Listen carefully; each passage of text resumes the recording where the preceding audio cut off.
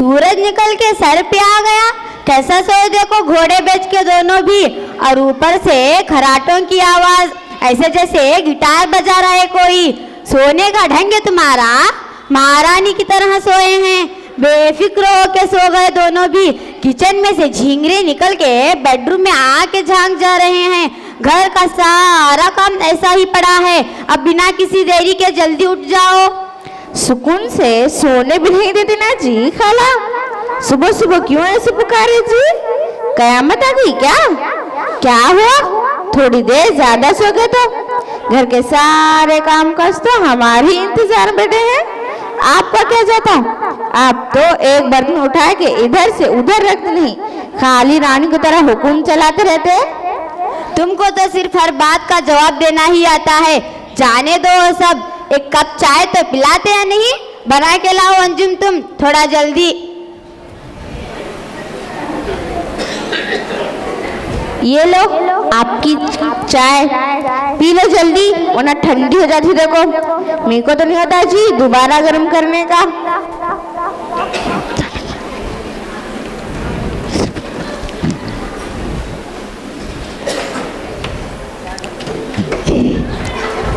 ये क्या सामने सामने पोछा लगा रही हो तुम?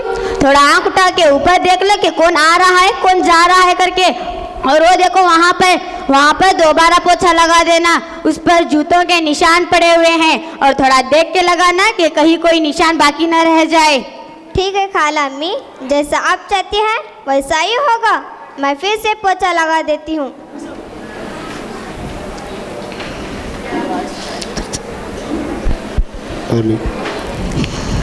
अरे तस्लीम, ये क्या तरीका है पोछा लगाने का? तुमने तो इतना सारा पानी लिया और फिनाइल भी नहीं डाला तुमने। अस्सलाम वालेकुम तस्लीम आपी। वालेकुम अस्सलाम। ये क्या शोर शराबा चल रहा है? सब कुछ तो ठीक है ना? और आप नौकरों वाले काम क्यों कर रही हैं? नौकर लोग किधर गए सारे? आसिया, मैं पहले भी तो अपने घर में काम करती थी ना, ये भी मेरे घर की तरह ही है। हाँ ठीक है, पर वहाँ आप अपनी मर्जी किया करती थी और यहाँ जबरदस्ती से आपसे ये नौकरों वाले काम करवाए जा रहे हैं। खालामी, आपको जरा भी एहसास नहीं है कि आप मेरी बहन से बीमारी की हालत में काम करवा रही हैं? इसकी हालत को तो देखिए जरा, कैसी नाजुक हालत है। बीबी, ये भी तो इसी का घर है, और क्या नाजुक हालत कह रही हो तुम? हम ऐसी नाजुक हालतों में अपने उम्र में इससे बड़े बड़े काम किया करते थे। ये कोई जंग लड़ने नहीं जा रही। खालामी, मैं तो सिर्फ आपको ये एहसास दिला रही हूँ कि आप इसकी हालत देखकर कहीं नौकर बुलवा लेते। आप इसके साथ आप भी बिता सकती थी ना, हुक्म क्यों चला रही हैं आप? आसिया, जबान संभाल के बात करो। ये तुम्हारे बाप का घर नहीं है जो तुम इतनी ऊंची आवाज में बात करे जा रही हो। जानती हूँ मेरे बाप का घर नहीं है। अगर मेरे बाप का घर होता ना तो मेरी बहन के साथ आज यहाँ ये सुलूक ना हो रहा होता। आसिया, खुदा के वास्ते खामोश रहो, बात को आगे ना बढ़ाओ। आप चुप रह सकती हैं आप ही? मैं नहीं रह सकती। इसी खामोशी का तो फायदा उठा रही है। क्या फायदा उठा रही हूँ मैं? अरे कौन से जुल्म का पहाड़ तोड़ दिया है मैंने तुम्हारी बहन पर जो तुम इतना वावेला कर रही हो?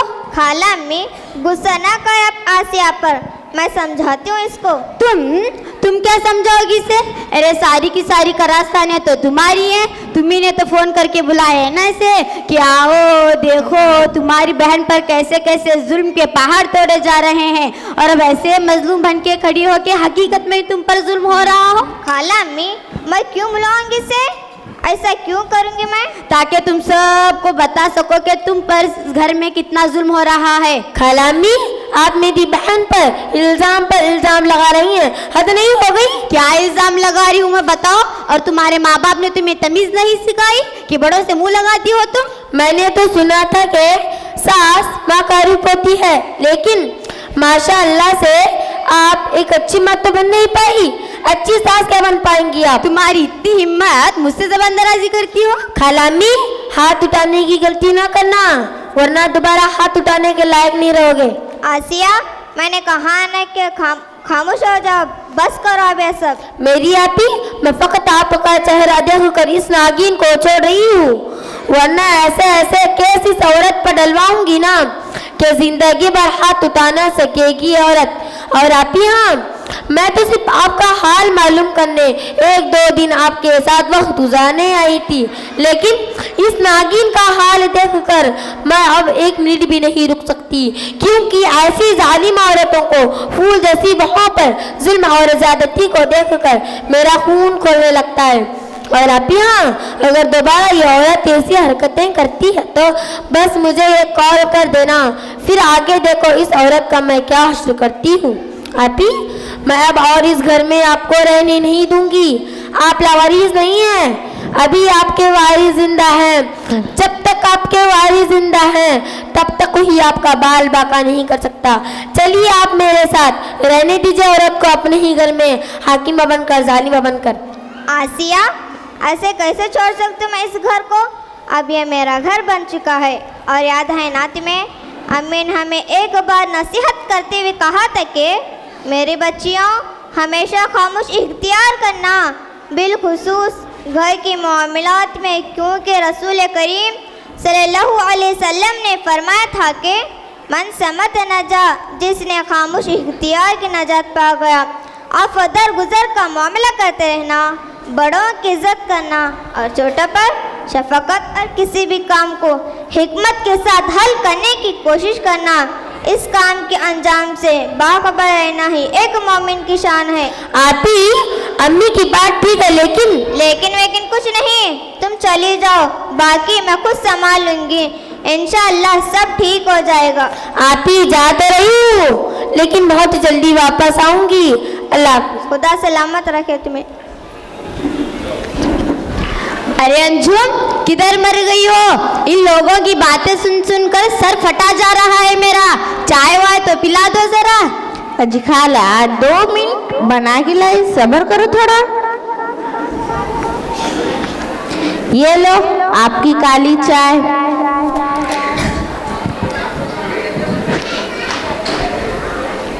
चाय है या जहर है ये? इतनी काली चाय में इतनी पत्ती कौन डालता है? चाय तक बनाना नहीं आता तुमको? क्या करने आई हो यहाँ पर? खालाम्मी, अचानक से थोड़ी चाय पत्ती क्या ज्यादा हो गई? आप तो लाल पीली होती जा रही ना जी। आइंदा एहतियात कर लो, फिक्र ना करो आप। जाओ अब मेरे सामने से अपना महनूस चेहरा लेकर। सारे के सारे सरदर्द बन गए मेरे लिए। और हाँ, दोपहर में हैदराबाद से मेरी बहुत ही खास सहेली जो कि मुफ्तिया बनकर लौट रही है, उनके लिए बेहतरीन हैदराबादी बिरयानी बना देना, और थोड़ा अच्छे से बनाना। देखे तुम कैसा बनाती हो। खुद को तो बनाने आता नहीं और दूसरों का बनाया हर नाम पर नाम रखती हैं। खुद इनके शोर इनका बनाया खाना जहर से कम नहीं लगता और हुक्म हम पर चलाती हैं। कैसा जमाना गया यारो, करे कोई खाए कोई। अरे अंजुम, बन गई या नहीं बिरयानी? उनके आने का वक्त हो चुका है, लाओ थोड़ा चख देखेंगे।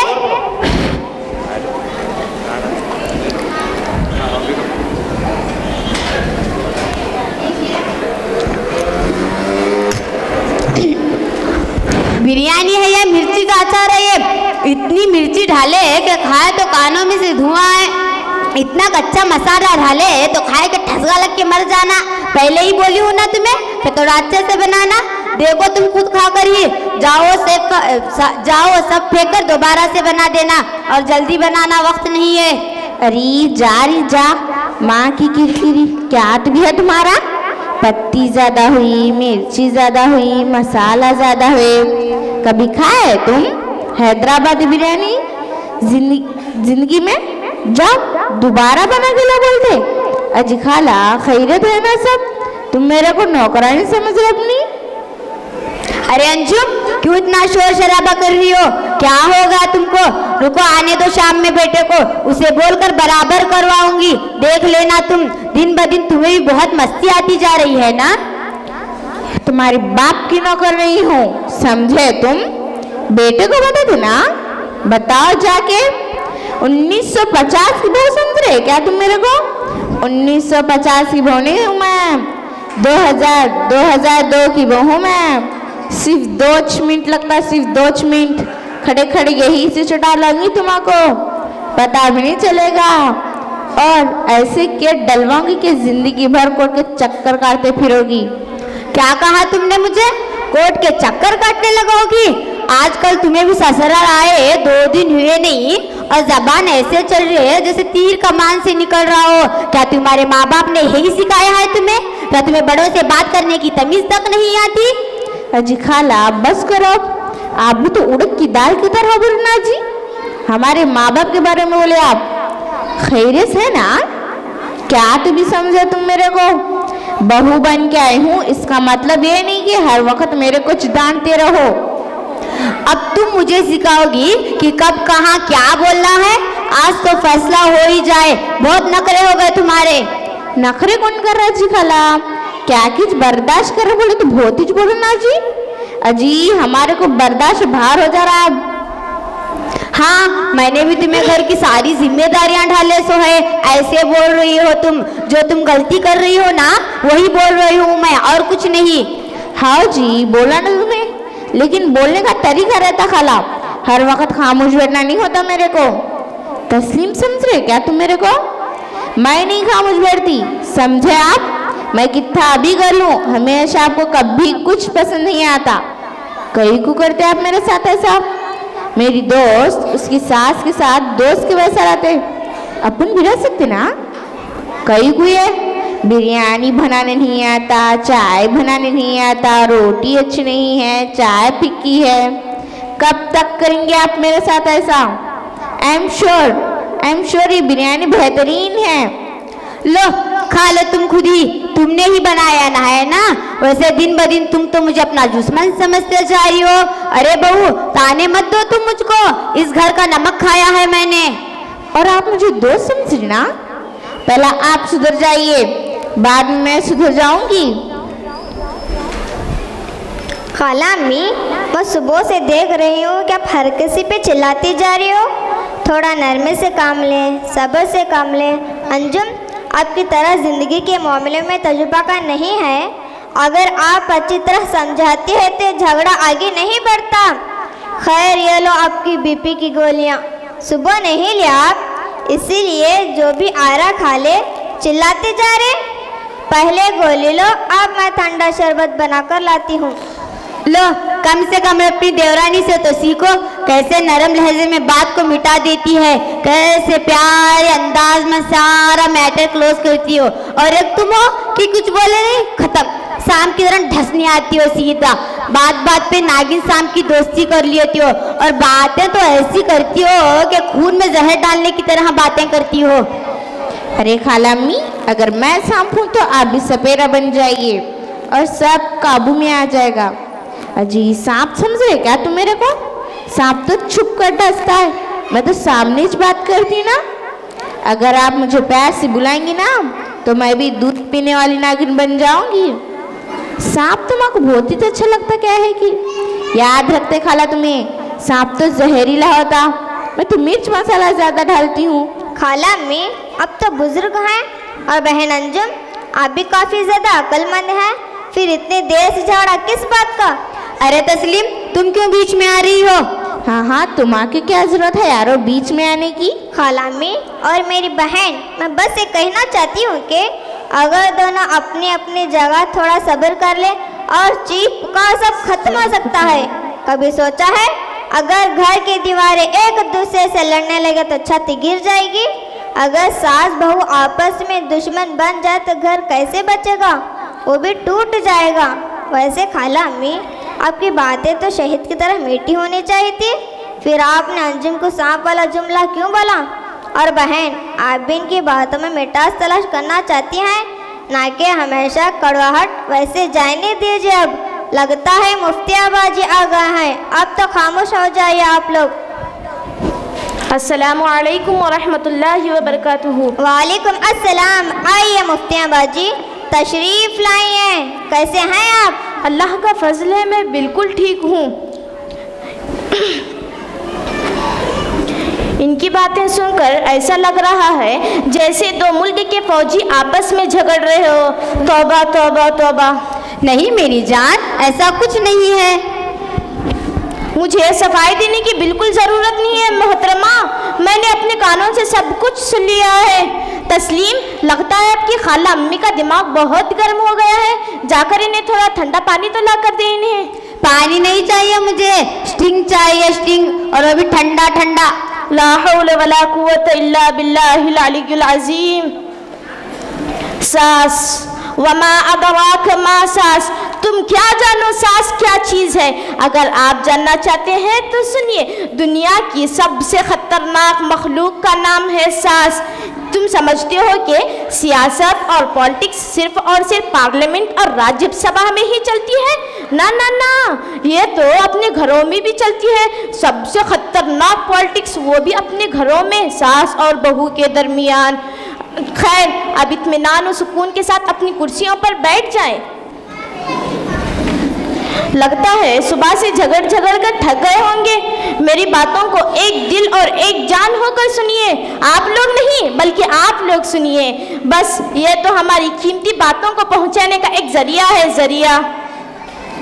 नहमदुहु व नुसल्ली अला रसूलिहिल करीम, अम्मा बाद, फ़अऊज़ु बिल्लाहि मिनश शैतानिर रजीम, बिस्मिल्लाहिर रहमानिर रहीम। हुवल्लज़ी खलक़ मिनल माइ बशरन फ़जअलहु नसबन व सिहरा। और वही है जिसने पानी से आदमी बनाए, फिर रिश्ते और ससुराल मुकर्रर किए। वत्तकुल्लाहल्लज़ी तसाअलून बिही वल अरहाम, इन्नल्लाह काना अलैकुम रक़ीबा। और उस अल्लाह से डरो जिसके नाम पर तुम एक दूसरे के हक को मानते हो, और रिश्ते नाते तोड़ने से बचो, बेशक अल्लाह ताला तुम पर निगाह रखे हुए हैं। इस्लाम की मुक़द्दस माओं और बहनों, कुरान और हदीस पाक में ससुराली रिश्ते की बहुत सारी अहमियत और फजीलत बयान की गई है। और ये रिश्ता बड़ा पाकीज़ा और मुक़द्दस रिश्ता होता है, जो बदकिस्मती से हमने अपने घटिया अखलाक व अमल से इसको सबसे ज़्यादा नापाक और बदनाम करने की कोशिश की है। अब तक आपके सामने हमारे अपने माशरे को लेकर दो बेहतरीन कैरेक्टर पेश किए गए जो ससुराली रिश्ते पर मुश्तमिल थे। और उसमें से एक किरदार वो था जिसको देखकर कई सासों के मन में लड्डू फूट रहे थे, और कई बहुओं के चेहरों पर खुशी ही खुशी थी। और एक तरफ आग ही आग थी, गुस्सा ही गुस्सा था। वो सासें दिल ही दिल में दांतों को पीसते हुए हमें बद्दुआएं दे रही थी और कह रही थी कि तुम लोगों को हमें मिली थी क्या यार, बेइज्जती पे बेइज्जती किए जा रहे हो, हमार वाट लगाई जा रही हो। खुदा की अजमत की कसम, हमारा ज़रा बराबर भी किसी को तकलीफ पहुंचाने का कोई मकसद नहीं था।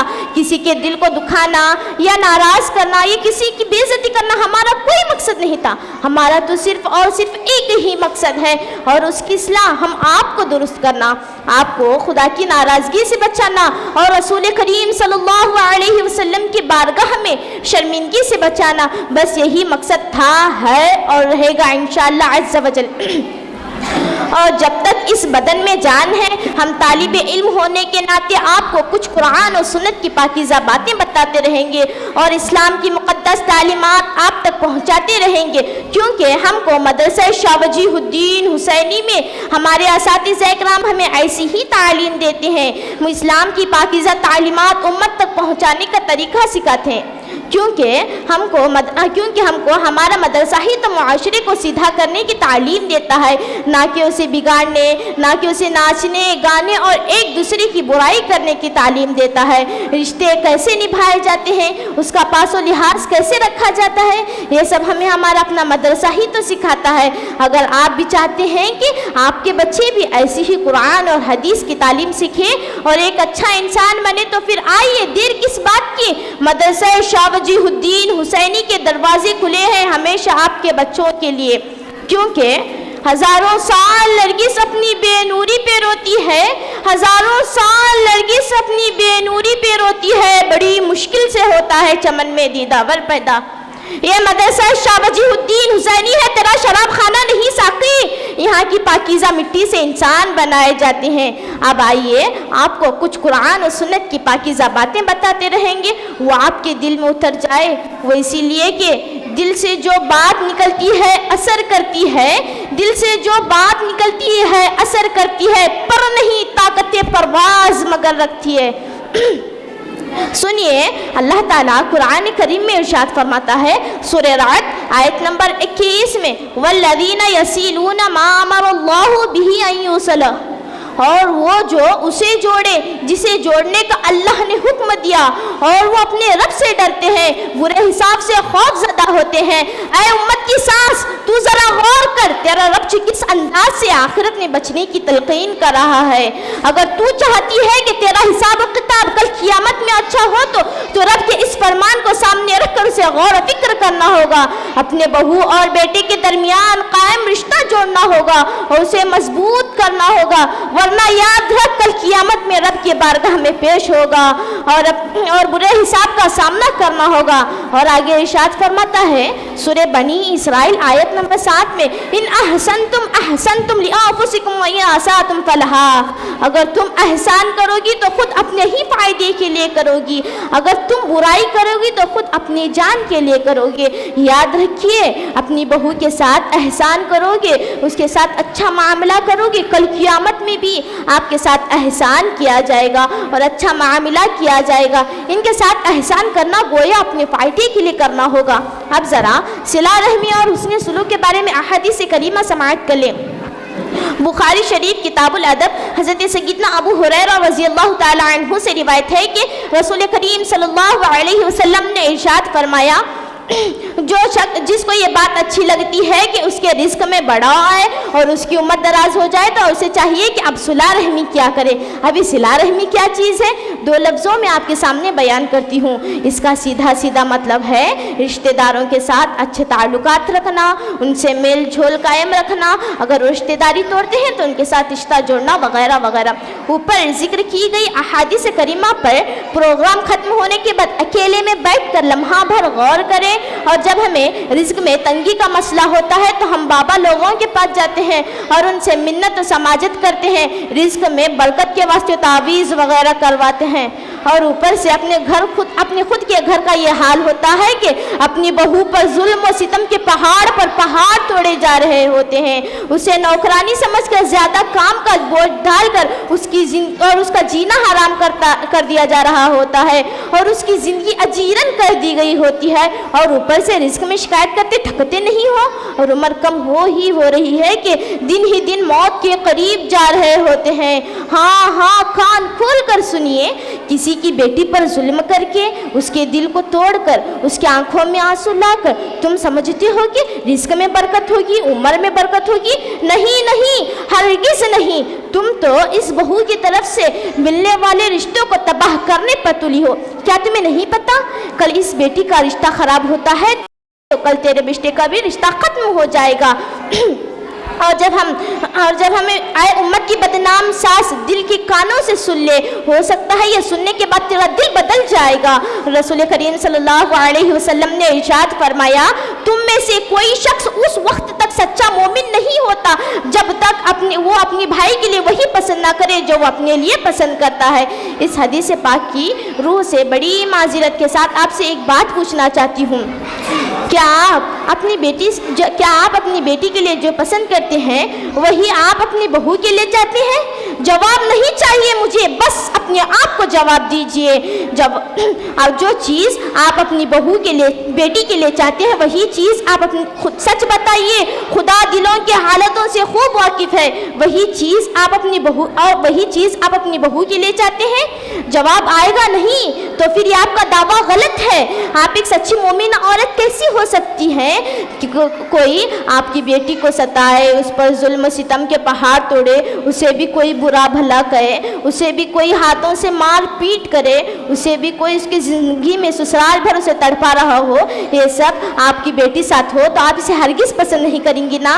तो फिर यही चीज़ आप अपनी बहू के साथ क्यों करती हैं? वो भी तो किसी की प्यारी है, वो भी तो किसी की जिगर के टुकड़ा है, वो भी तो किसी का लखते जिगर है, वो भी तो किसी की प्यारी है। हाय, उसका भी दिल तुम्हारी ही तरह एक धड़कने वाला दिल है। हाय, कैसी सोच, अपनी बेटी और दूसरों की बेटी नहीं। वो किस तरह सुने कि रसूल करीम सल्लल्लाहु अलैहि वसल्लम से किसी ने पूछा कि अय्यु मुस्लिमीन खैरुन, क़ाल मन सलिमल मुस्लिमून मिन लिसानिही व यदिही। आप अलैहिस्सलातु वस्सलाम से किसी ने पूछा कि बेहतरीन मुसलमान कौन है? आप अलैहिस्सलातु वस्सलाम ने फरमाया, जिसकी ज़बान से, जिसके हाथ से दूसरे मुसलमान महफूज रहे।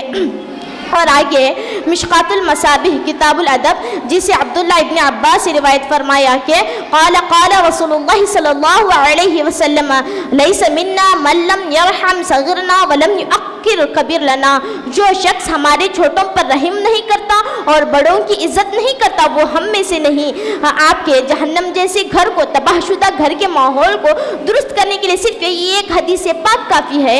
आप अपने छोटों पर रहम और करम का मामला करें और आपके छोटे आप पर मोहब्बत और शफक़त का मामला करेंगे।